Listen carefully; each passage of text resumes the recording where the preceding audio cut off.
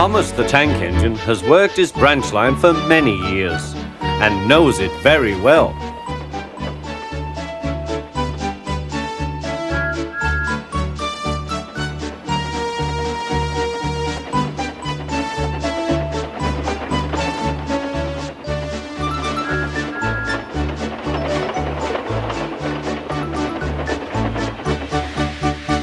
You know just where to stop, Thomas, laughed his driver. You could almost manage it without me. Thomas had become conceited. He didn't realize his driver was joking. Later, he boasted to the others. Driver says I don't need him now. Don't be so daft, snorted Percy. I'd never go without my driver, said Toby earnestly. I'd be frightened. Huh, boasted Thomas. I'm not scared. You'd never dare. I would then. You'll see. The next morning, the firelighter came. Thomas drowsed comfortably as the warmth spread through his boiler. Percy and Toby were still asleep. Thomas suddenly remembered. Silly stick in the muds, he chuckled. I'll show them. Driver said I could manage without him. I'll just go out. Then I'll stop and wheesh. That'll make them jump. Thomas thought he was being clever. Really, he was only moving because a careless cleaner had meddled with his controls. He soon found his mistake. He tried to wheesh, but he couldn't. He tried to stop, but he couldn't. He just kept rolling along.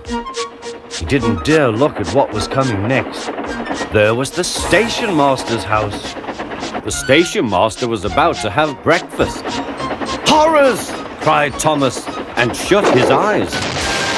The house rocked. Broken glass tinkled. Plaster was everywhere. Thomas had collected a bush on his travels. He peered into the room through its leaves. He couldn't speak. The station master was furious. His wife picked up her plate. You miserable engine, she scolded. Just look what you've done to our breakfast. Now I shall have to cook some more. She banged the door. More plaster fell. This time it fell on Thomas. Thomas felt depressed. Workmen propped up the house with strong poles and laid rails through the garden. Meanwhile, Donald and Douglas arrived.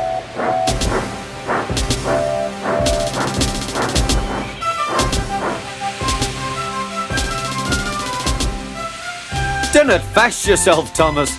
We'll soon have you back on the rails, they laughed.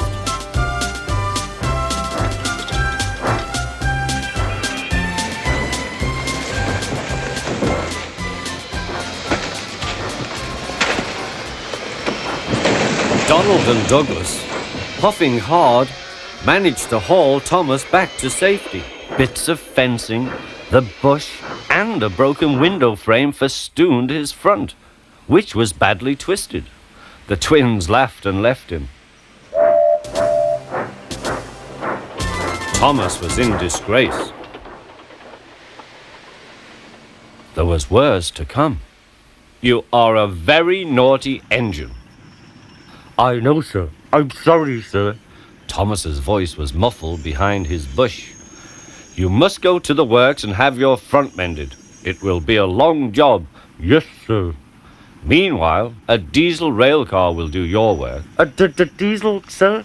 Thomas spluttered. Yes, Thomas. Diesels always stay in their sheds till they are wanted. Diesels never gallivant off to breakfast in station masters' houses.